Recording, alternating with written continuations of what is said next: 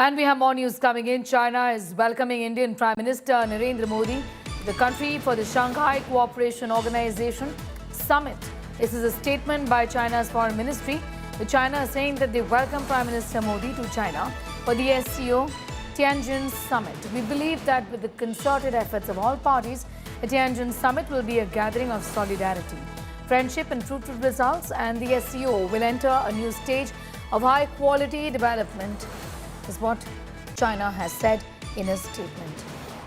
Remember, this is an important meeting, and the news of the Prime Minister's visit to China also drawing global attention, coming at a time when both China and India have been really at the receiving end of President Donald Trump's imposition of tariffs to the tune of 50% plus. China has also already expressed solidarity with India in that sense. Pranay Upadhyay has got more details. This is Prime Minister Modi's first visit in 7 years. Pranay, it's important from that point of view. Also important, it comes 5 years after the Galwan clashes, and then in the backdrop of the tariff war which is ongoing between India and the US, and US and China as well, isn't it?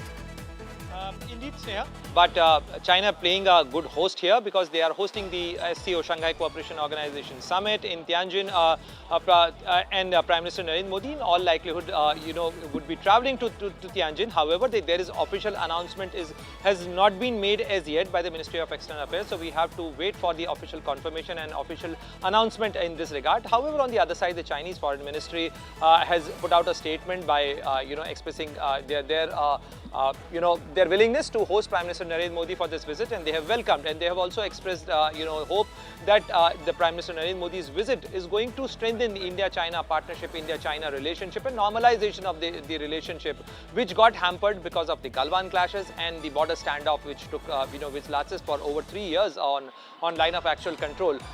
So clearly, China on one side is trying to express solidarity with India on this tariff issue, but on the other side, we also have to see, Sneha, here that China is also negotiating with the United States on tariff issues. And also, if you see US President Donald Trump, he might be hitting hard on India, but he has hoped. He said that his talks with China are progressing well, and in fact China is enjoying the 90 days tariff truce. So now as far as the current situation is concerned, Indian goods are facing say about 25% of tariff, and by like 27th of August, the tariff will be increased to 50%. On the other side, China is still enjoying the lower tariff because of the tariff truce and because of the ongoing negotiations.